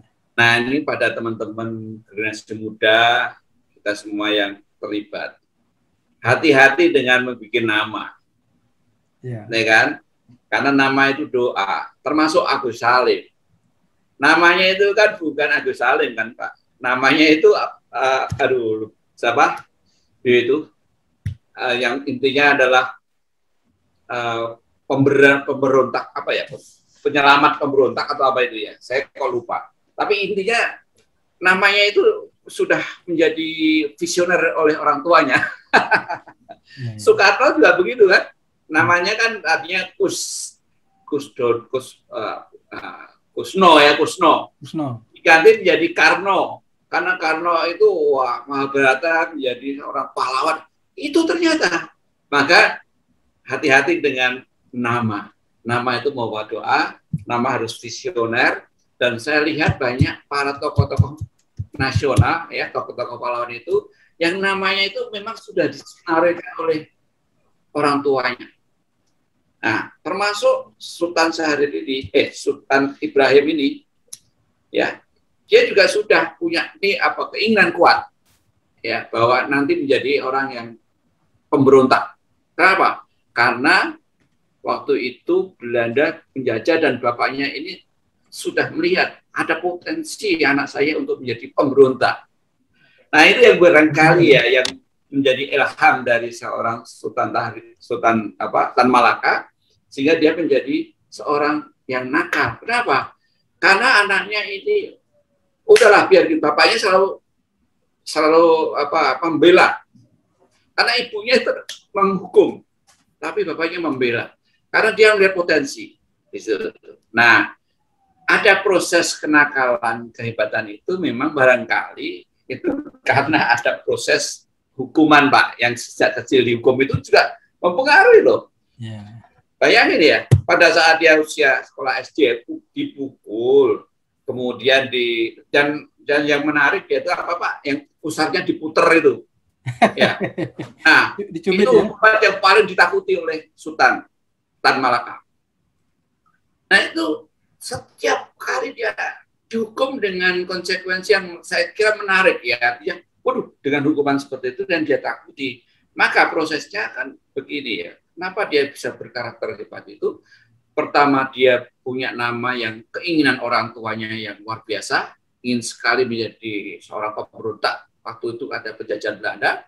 Yang kedua, dia juga diperkuat dengan pola hukuman yang membuat dia menjadi pemberani lagi, gitu ya. Nah, ternyata gurunya itu sudah sering menghukum dia, tapi dia tenang aja merasa itu. Bahkan dia mengatakan saat dewasa, kenapa saya terus yang dihukum gitu kan? Ternyata dia menjadi leader saat itu. Berarti leader dalam arti kepemimpinan dalam keseluruhan. Nah, jadi saya lihat karakter Tan Malaka ini dipengaruhi oleh tiga dimensi. Pertama itu tadi ya, pendidikan. Yang tadi sudah sampaikan, pendidikan dari orang tua, pasti kan. Pendidikan dia yang guru dan sampai ke Belanda, ini mempengaruhi. Yang kedua tadi, hukuman-hukuman yang dia dapatkan, itu mempengaruhi perilaku dia, mempengaruhi proses bagaimana dia menjadi seorang yang berani, karena prinsip dasarnya yang dia kok beraninya itu luar biasa, ya kan? Dan tadi olahraga itu ternyata bisa membangun karakter seorang. Maka anak kita yang kecil-kecil itu libatkan dalam olahraga, karena memang bisa menanamkan sebuah perilaku baru untuk anak itu. Perilaku yang Bang, 1 detik lagi. 1 detik boleh nggak? Boleh. Silakan. Nabi Muhammad itu pegulat sabuknya nggak pernah kalah. Jadi di Arab pada saat itu ada pemain gulat. Nah, Iya. Akhirnya Nabi Muhammad menunjuk diri. Jadi Nabi Muhammad bergulat sama pemain gulat itu, kalah itu. Jadi akhirnya orang pemenang gulat itu bilang, selama Muhammad masih ada, saya nggak akan tampil. Nah ternyata nggak ada. Jadi Muhammad tuh juara gulat. Nah kita juara apa gitu. Jadi kenapa di Padang itu Bang, di Padang yang saya tahu, nah saya juga rencana mau jadi orang Padang tapi nggak sampai gitu. Tapi bakal rendang gitu ya.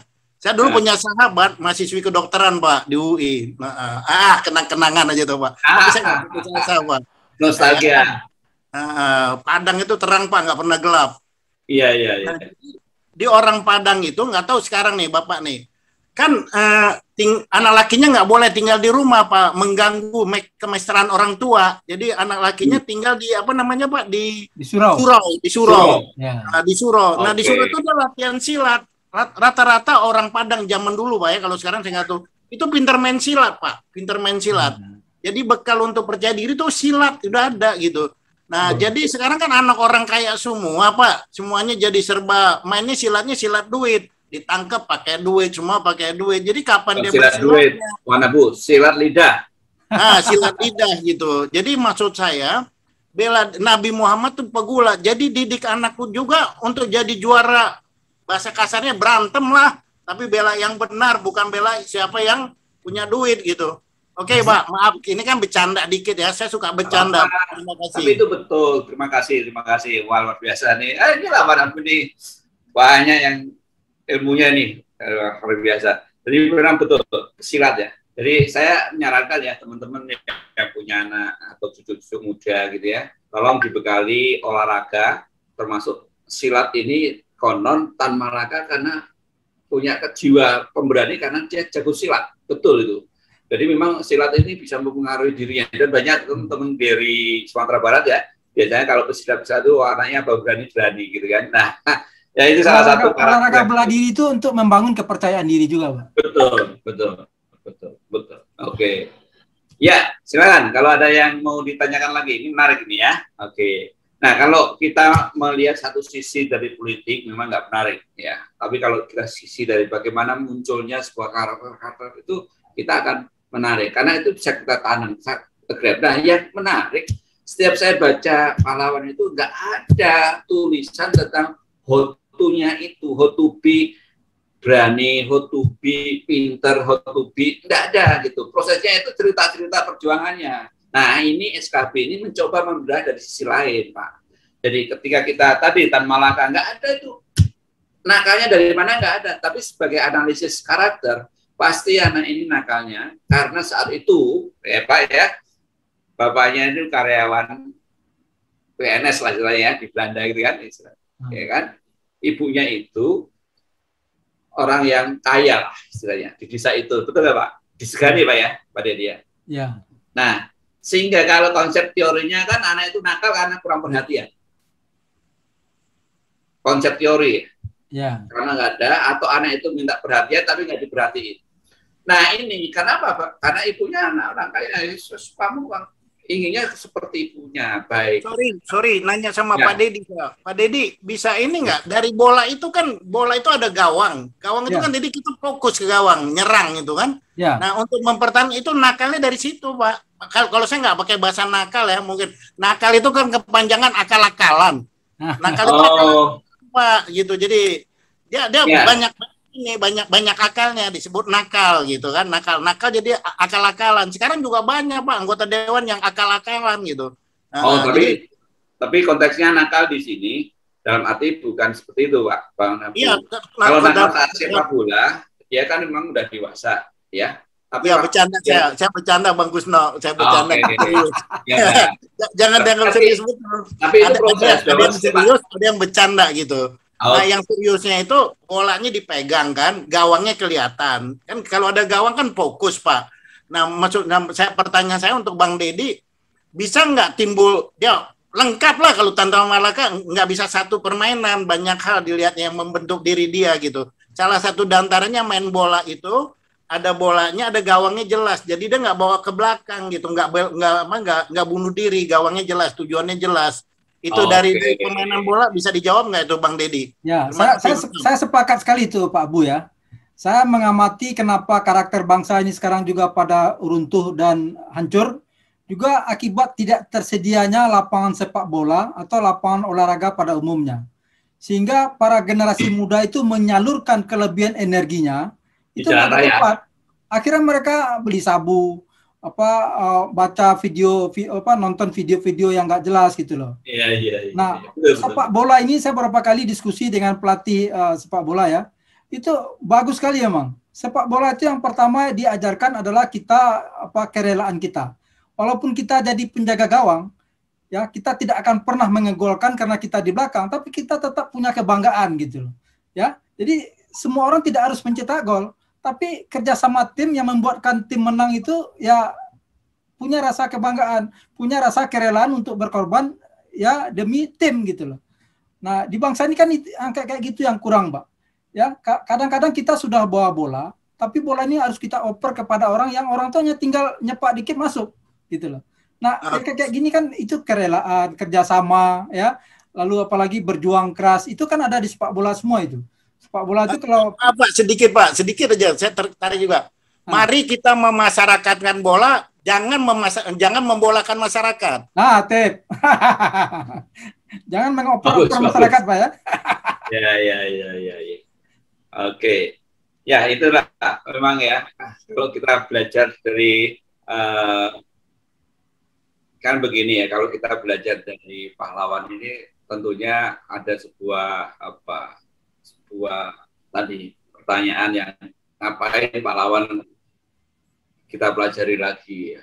Nah, kita itu yang tadi kan belajar dari yang sudah pernah berhasil gitu ya. Nah, kalau kategorinya kita ingin bangun karakter, ya tentu pahlawan nasional itu nggak main-main kan, ukurannya jelas kan. Nah, itulah maka kita fokus kepada bagaimana kita menginternalisasi untuk kita semua nilai-nilai atau perilaku karakter pahlawan ini menjadi bagian dari cara kita mendidik anak kita ke depan, kan gitu ya. Jadi melalui proses seperti ini saya kira saat-saatnya akan terjadi kristalisasi, ya kan? Karena ini salah satu yang namanya ikhtiar untuk mensiarkan kebaikan, bahwa apa yang dilakukan oleh para pendahulu kita itu ternyata bisa di-capture untuk menjadi perilaku sekarang kan gitu. Memang tidak mudah, tapi caranya bagaimana lagi coba? Itu tadi kan kondisi real saat ini. Bagaimana sosial media, bagaimana internet sudah menguasai titik sentral otak-otak anak-anak kita. Bagaimana kita bisa menghadirkan seorang pahlawan-pahlawan masa depan. Ya kan? Coba kita cek dari sekarang ini ada potensi-potensi enggak? Oh, yang ada kan, dia pemilik konglomerasi A, dia pemilik B. Tapi kita coba cari dong, ya, pemimpin organisasi saat ini yang betul-betul bisa menjadi pemimpin bangsa. Nggak gampang, iya kan? Nah, maka ini yang perlu dicari, bagaimana kita ke depan ini mendapatkan bibit-bibit unggul untuk kenegarawan kita ke depan. Dan di mana SKB ini berkontribusi, pertama memberikan pendidikan secara simultan ya, untuk di daerah-daerah silakan, ya kan, kita bikin skenario. Termasuk ini Pak Deddy yang kemarin saya sampaikan dalam program kami, kita juga ingin mencoba bikin film-film pendek yang kaitannya dengan program moralitas. Silakan idenya seperti apa, nanti kami coba cari, nanti ada program. Jadi video jangan sampai video-video, coba kita tiap hari disuguhin video-video yang kaitannya dengan yang ketawa-ketawa saja, ya kan? Tapi yang bernilai perjuangan itu jarang gitu ya, jarang gitu. Kita harus merebut. Bagus, izin bagus. Silakan Pak. Oh, Ya, baik, Pak. 1 menit aja nih Pak Bagus, setengah menit ya. Pak Ya. Dedi, dalam penulisan sejarah atau mempelajari sejarah, ini ada pertanyaan dari rekan saya orang Singapura ini Pak. Ini mohon maaf jangan diambil hati gitu Pak. Kayaknya pemimpin Indonesia zaman dahulu itu yang mendrive Republik ini ada 3 suku, Jawa, Minang, dan Batak. Ini betul apa enggak Pak ya statement ini Pak? Halo? Halo. Ya. Gimana menurut Pak Dedi atau yang lain? Silakan Pak Ya. Dedi. Kalau 3 suku saja tidak, saya tidak setuju, Pak. Tapi kalau mayoritas iya, ya. Kayak mayoritas itu Minang, Jawa gitu, sama Batak. Karena ya saya sebagai orang Minang membangga sebagai orang Minang, Pak. 4 dari founding father negeri ini, 3 dari Minang gitu loh. Cuma yang saya sayangkan sekarang tidak muncul lagi sosok seperti itu gitu loh. Yang perlu sering saya kasih tahu kepada generasi muda waktu saya ngisi kuliah umum, terutama di Padang. Orang-orang Padang itu muncul dulu sebagai sosok-sosok pejuang ke permukaan adalah karena semangat berjuang dan semangat berkorban. Nah, sekarang sudah terbalik. Sekarang generasi muda sekarang semangat itu berjuang tapi bukan untuk berkorban, tapi mengorbankan orang lain untuk mendapatkan sesuatu gitu. Jadi ini harus dirubah saya bilang. Kalau Anda ingin menjadi tokoh top di negeri ini, coba tiru gaya pejuang. Nah, ini kebetulan ada teman saya di sini Pak Kus, Pak Otma ya, sama-sama di Telkom sama saya. Saya 2 kali The Best Inovator Nasional, Pak. Beberapa kali jadi pegawai terbaik, tapi tidak pernah menuntut, apalagi kecewa ketika saya tidak promosi gitu. Saya pensiun dengan pangkat yang biasa-biasa saja, Pak Gus. Ya, tahun 2000 itu perusahaan saya rugi 200 miliar per tahun dari fraud. Itu yang menemukan sebabnya dan solusinya saya. Tapi saya tidak kecewa ketika saya tidak mendapatkan apa-apa dari apa yang sudah saya kerjakan gitu. Saya yakin Allah tidak pernah tidur, setiap perbuatan baik dan jasa baik akan dibalas Allah dengan berlipat kali kebaikan. Nah, ini yang saya lihat nggak ada di anak-anak muda sekarang ya, di teman-teman saya gitu. Iya. Ya, jadi kenapa Buya begitu sangat percaya dengan saya? Ya mungkin salah satunya hikmah dari apa yang sudah saya kerjakan selama ini gitu. Siap. Nggak mudah loh Bagus untuk jadi orang yang dipercaya oleh Buya Syafi'i Ma'arif. Iya. Tapi saya yakin itulah, apalagi menerbitkan buku di Gramedia juga nggak mudah. Saya dimudahkan oleh Allah gitu. Ya. Saya insinyur teknik yang 2 kali berprestasi dalam bidang teknologi. Ya, 2 kali The Best Innovator, tapi dirahmatkan Allah bisa menulis novel dan buku-buku yang jadi buku utama KPK. Itu kalau bukan rahmat Allah, saya yakin nggak akan terjadi, Pak. Itu bukan karena Deddy Mardi, Pak. Itu karena rahmat Allah, saya yakin. Masya Allah. Luar biasa. Bukunya apa aja tuh Pak? Bukunya apa aja Pak? Searching aja Deddy Mardi di Google, Pak. Ada 23 buku saya, Pak. Oh ya. Searching Deddy Mardi di Google, ya. Buku saya yang Pak. Saya sudah meninggalkan legasi menjadi penulis buku utama KPK. Luar biasa. Buku saya udah 10 Pak di Gramedia. Sebagian besar. Mohon doa lagi Pak, mohon doa. Alhamdulillah. Luar biasa ini.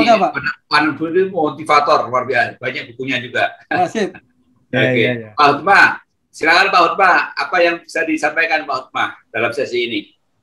Mungkin 1 menit, tidak apa-apa. Oh iya. Iya. Terima kasih Pak. Tentang acara ini atau gimana Pak? Silakan. Bang Otman ini teman saya di Telkom yang sekarang jadi pengusaha Pak, merintis jadi pengusaha media dan macam-macam. Silakan Pak, silakan. Baik, terima kasih. Jadi saya luar biasa ini. Kalau Bang Dedi ini sejak di Telkom saya kenal beliau luar biasa ya.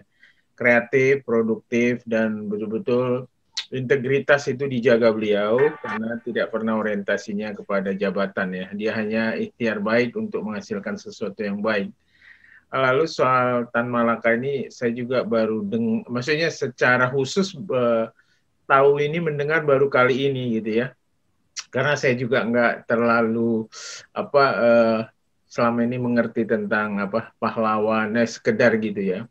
Tapi saya mendengar dari tadi percakapan ini luar biasa, betul memang ya. Tokoh-tokoh seperti ini sekarang memang udah jarang. Bagian anak-anak muda sekarang juga memang kadang-kadang sejarah itu sesungguhnya harus dipelajari ya. Cuma memang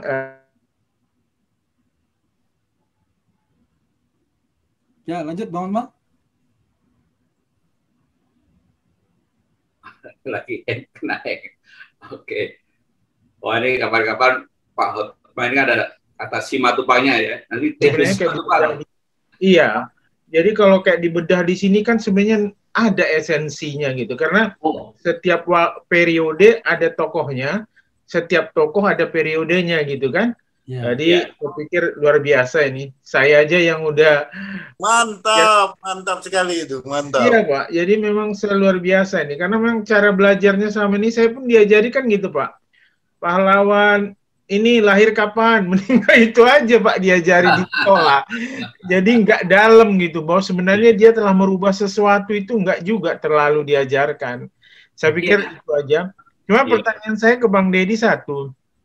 Tadi saya pikir Tan Malaka ini orang Chinese ya, karena Tan itu marganya Tan. Sebenarnya ibunya kan dibilang, saya lihat di Google, Tan Malaka keturunan bangsawan, nama itu diambil dari ibunya. Ibunya apakah ada keturunan apa, Pak? Silakan Pak Deddy. Terima kasih, Pak. Sama. Ya, ibunya Tan Malaka ini kan nama Rangkayo Sina, Pak. Rangkayo itu kalau di Padang adalah kayak putri. Jadi wanita terhormat, wanita yang dihormati di kampung itu. Jadi bukan sembarang orang gitu, Pak. Lalu Sultan itu, Tan itu pendekan dari Sultan, Pak. Oh, baru tahu. Ya, nama beliau kan Sultan Ibrahim. Sultan Ibrahim Malaka. I see. Ya, jadi bukan Tan, singkatan Tan. Jadi disingkat dari Sultan aja, Pak. Oh, makasih Bang Deddy. Iya.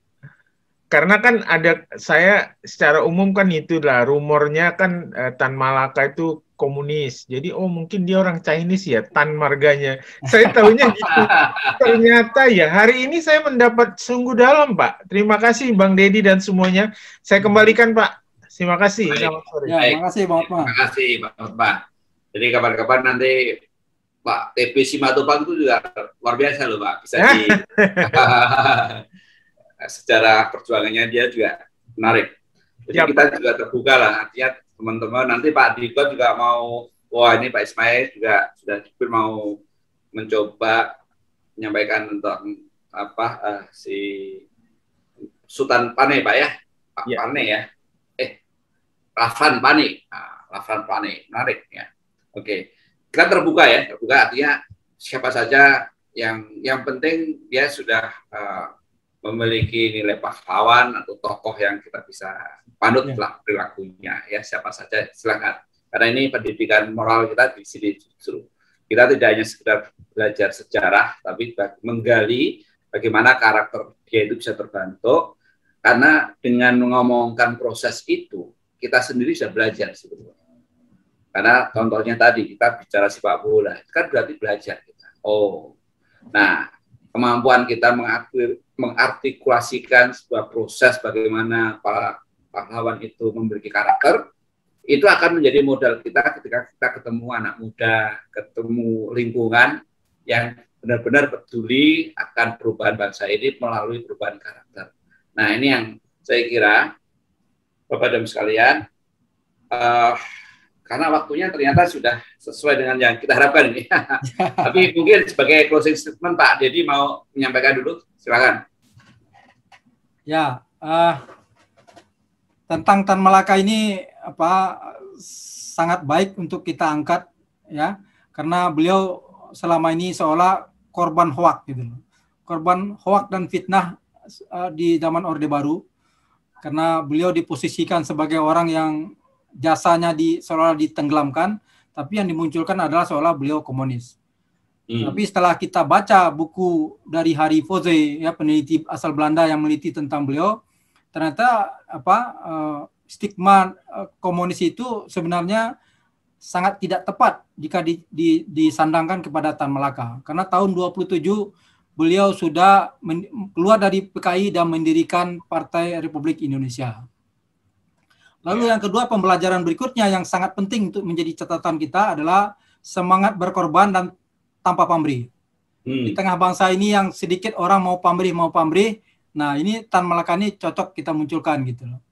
Kalau Anda ingin muncul sebagai tokoh bangsa, dicatatlah oleh sejarah, maka berkorbanlah. Berjuanglah untuk berkorban, bukan berjuang untuk kaya atau mendapat. Lalu Oke. selanjutnya pembelajaran juga buat para pemimpin bangsa ini bahwa karakter itu sangat penting, Pak Gus. Ya. Saya sudah pernah beberapa kali diskusi dengan tokoh bangsa, ya, termasuk orang yang sering ditelepon oleh Pak Jokowi.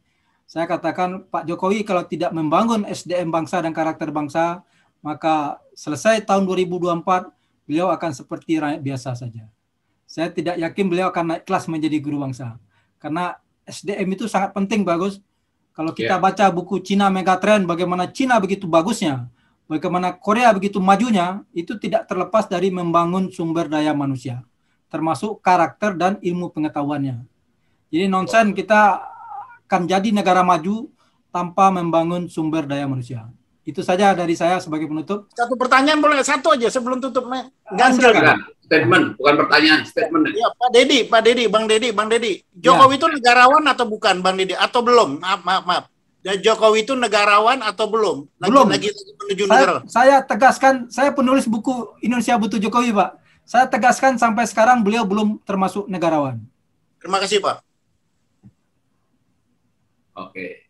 Ya, itu nanti akan terlihat dari beberapa dekade lah ya, nanti negarawan atau tidak. Kalau pandangan saya, seorang negarawan itu nanti tadi sudah legasi apa yang disampaikan ya, karena itu sifatnya lebih subjektif. Jadi ketika kita bicara negarawan harus ada nilai-nilai atau kriteria atau indikator-indikator ya. Nah nanti, tapi menarik untuk kita diskusikan selanjutnya ketika nanti kita bicara soal bagaimana menjadi negarawan gitu ya. Nah, ini menarik ya. Menarik. Apa persyaratan seorang negarawan gitu? Ya. Terima kasih. Tolok ukur negarawan. Ya. Oke. Tolok ukur negarawan apa saja. Ya. Baik, ini mohon maaf ini Pak Sal lagi gabung ini, kita sudah bicara hampir 1,5 jam karena kita waktunya juga sudah kita seperti biasa lah kita mencoba timeline-nya dengan baik ya. Terima kasih dan saya berharap tetap semangat Bapak dan sekalian. Memang apa yang kita bicarakan ini tidak terlalu menarik untuk para teman-teman ya, barangkali karena memang tidak berbau uang ya, tapi kita berbau karakter, energi kita terkuras untuk bagaimana berbuat baik. Tapi saya yakinlah semua apa yang kita diskusikan ini akan membuahkan hasil. Ibarat kalau kita membangun gedung, itu kita pondasinya itu belum dalam ini kita. Jadi kita cari pondasi supaya gedungnya itu kuat. Nah, ini pondasi itu kita gali, sedang menggali dulu. Nanti kita tanam, ya kan? Wah, pakai semen yang kuat ya. Udahlah. Nanti lama-lama akan menjadi kuat bangsa ini kalau akar pondasinya kita kuat. Nah, akar pondasinya adalah di karakter, di integritas, kemudian di semangat tadi ya, punya aktivitas yang positif. Itulah pondasi-pondasi untuk bangsa Indonesia ke depan. Dan kita punya banyak peluang untuk mencapai ke sana. Ya, contohnya lah kita hari ini kita masih survive dalam kondisi seperti ini aja, Indonesia masih 7% ya. Waduh, ekonomi yang membaik ya. Tapi luar biasa. Jadi apalagi kalau nanti pandemi nggak ada, nah jangan lagi nilai-nilai pragmatisme kita bangun ke anak-anak kita.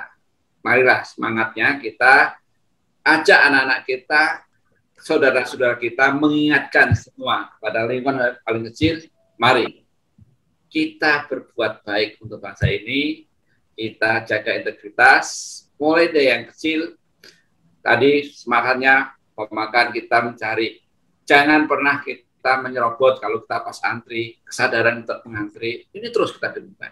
Maka sebetulnya, Wan Abu, banyak divisi-divisi yang harus kita bangun. Divisi perfilman, ya kan, kita kerjanya bikin film saja, ya film 1 menit, 10 menit, serah fragmen-fragmen yang kaitannya dengan itu. Nanti divisi lagi, divisi jaringan, banyak sekali yang kita omongkan, tapi apa daya, kita nggak bisa sendiri. Ini yang bisa kita lakukan. Kalau kita bikin sebuah komunitas itu tidak mudah, Pak. Komunitas pecinta moral positif bangsa tidak mudah.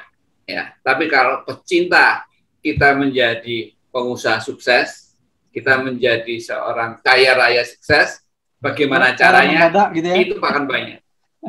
Nah, kaya mendadak tanpa modal, itu banyak. Tapi nggak apa-apa. Saya yakinlah, memang perjuangan itu demikian ketatnya, ya, seperti Tan Malaka, dia berjuang bergerilya tanpa bersuara, tahu-tahu dia melegenda namanya. Gitu. Bagus. Bagus. Iya, Pak. Silakan, Satu Pak. kalimat boleh, satu kalimat. Boleh. Silakan. Kalimat penutup. Monggo. Iya. Saya sangat sependapat, maafkan tadi karena saya ada hal yang tidak bisa ditinggalkan, jadi telat banget nih. Iya.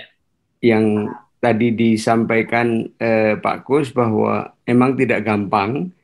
Ada ungkapan dalam bahasa Latin, tulisannya non multa sed multum, yang artinya bukan jumlahnya yang penting, tetapi kualitasnya. Mantap. Ya, pertemuan SKB kali ini mungkin hanya beberapa orang, tetapi ketika orang-orang ini yang hadir ini mau berpikir, mau tenang, mau meresapkan apa yang menjadi semangat Tan Malaka, dari sedikit itu, seperti ragi, itu akan menghamiri adonan, dan negeri kita tercinta bisa sungguh-sungguh menjadi mantap sekali di dunia ini. Terima kasih Pak, itu yang saya pengen sampaikan. Terima kasih. Hatur nuhun. Terima kasih kembali Pak. Terima kasih Pak Sam. Baik, apakah ada grupnya SKB ini untuk ikut diskusi itunya? Oh iya, kita setiap Jumat siang, Pak Sahlan ya, setiap Jumat, dan kita ambil waktunya sekarang ini, karena kami kalau malam itu ya biasalah, kalau malam itu urusannya pasti pertama suruh Abu ngaji, ya kan, suruh banyak belajar, malam itu agak berat, ya kan. Maka saya lihat waktu sekarang sebelum, ya kalau saya tadi belum asar, jadi udahlah cukup 1,5 jam, di jam 3 sampai setengah 5, ya saya kira waktu yang paling pas. Karena kalau malam terus aja rasanya pertama negosiasi dengan istri, ya kan, waktunya ini tubuhnya juga, ya kan.